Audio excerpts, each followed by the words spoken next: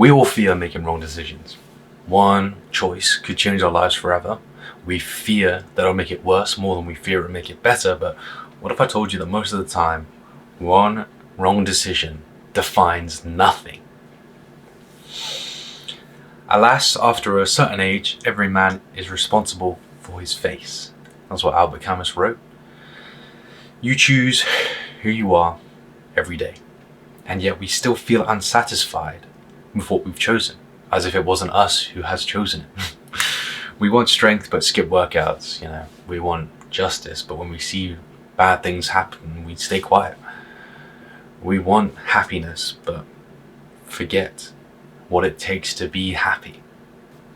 Another great existential philosopher, Jean-Paul Sartre, said, "Existence precedes essence."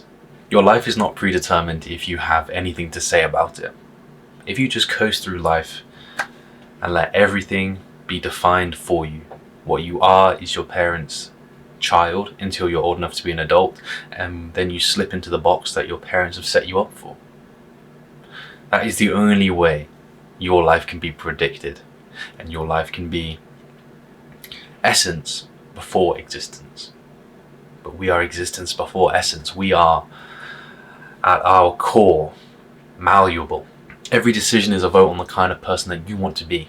And after, say, 5 years, you will have 5 years of decisions, and who you are 5 years from now will be at the mercy of the decisions you've made. If you've chosen to do the right thing, if you've chosen to push yourself, if you've chosen to work when you want to rest, it has no real effect on the kind of character you are now and who you are now. You are just putting all of your bets on that future version of you. And I would encourage everyone to do it. I do it. This is why I have this channel. But for most people, one wrong decision changes nothing. You upset a friend, you miss a deadline, you have an accident of any kind, or you break a habit, and it suddenly feels like the world is crumbling down on you and you have the full load. But a week passes, like it always does, and suddenly you forget that you once thought the world was going to end because you upset someone, because you did something bad, you had an accident. You seem to forget that that was ever your primary concern at one point. When you're 4 years old, you're told to go to bed and it feels like the world is over, and then you wake up the next morning and you just moved on. That's just the way it is. That's the way it will always be. The more time you put in between how you react to something and the event itself, the less anger you will probably feel about it, and the more of your own real thoughts you'll be able to implement to the situation to make a better decision. Because every reaction is a decision. Even a lack of reaction is a decision. My favourite existentialist growing up was not Camus, it was not Sartre, I didn't know these names. My favourite philosopher was Cody Maverick. Why?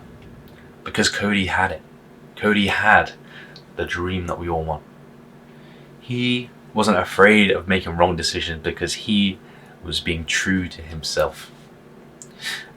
And the fear of making a wrong decision is often not a personal fear, it's a fear of being seen making wrong decisions.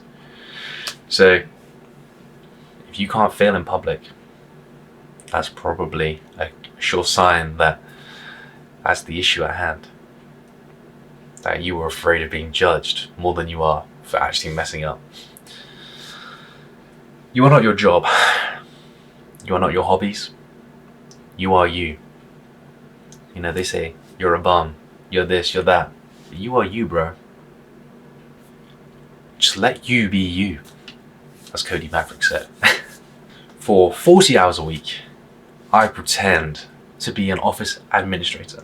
Because if I stopped pretending and actually became one, why would I want to do anything else? Why would I have dreams? Why would I have aspirations? Why would I want to do anything? Why would I want to read if I was an office admin?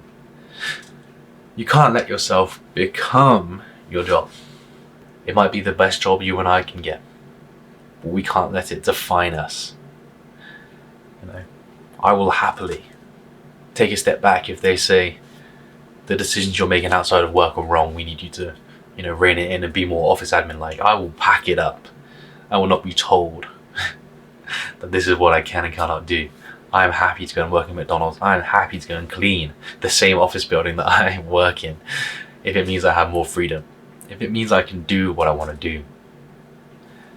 And I think that's a mentality a lot of us should try to adopt. We are not our job. We are not the things we can afford. We are not anything like that. We are what's going on in our heart and in our mind. Having other people make your decisions for you. Whether it's your boss, whether it's your friends, whether it's your parents, whether it's your siblings or partner or whoever it is. The only mistake you can make is letting them make your life decisions. My favorite, one of the less spoken about ancient philosophers, Diogenes, I believe it's pronounced. He didn't care. He wanted to go back to being monkeys, to being animals. He was probably not a very nice person, wouldn't get along very well, he would probably end up in jail today, but I would love to have a conversation with him. I would love to see his opinion, and I think more people could benefit from having a Diogenes character, role model, celebrity to look onto and be like, I don't want to be like him. He opens my eyes to doing things outside of the social norms.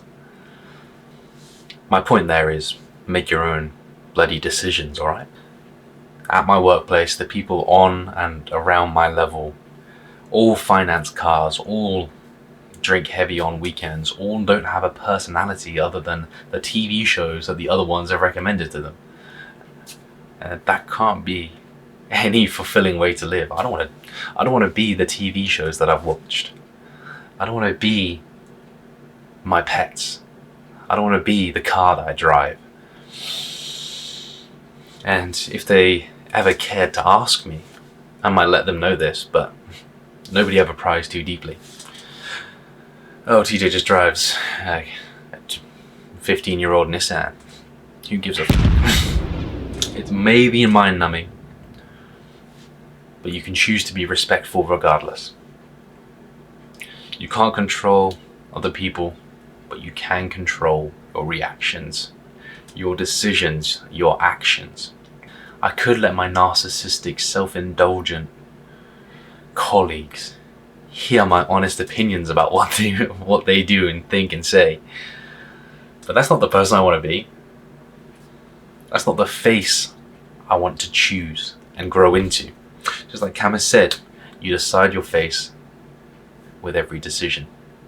I'm making the decision to grow into a respectable, polite person. And sometimes that involves holding your tongue. Sometimes that involves turning the other cheek when people are wrong. And Marcus Aurelius said, if you choose not to change anything, you must bear it. I have no intention of changing all of my colleagues' philosophies on life, so I must be the one that bears it. And I do so without complaint to them, without any negative reaction. I'm saying here because I'm just laying out my authentic thoughts on the matter. If you've navigated bad relationships and survived overbearing parents and dealt with boring, frustrating colleagues, yet still been respectful, you are great at making decisions. You have nothing to fear. You are not defined by your worst choices. You are defined by your next ones. The next year of choices, the next 5 years, the next life of choices. The main takeaways would be to remain malleable, to not be put into a box, whether it's by your own design or by the design of the flow of your life. That your parents, your friends, your partners have pushed you into the boxes that you didn't choose for yourself. The spirit of Cody Maverick is within you. Let you be you, bro.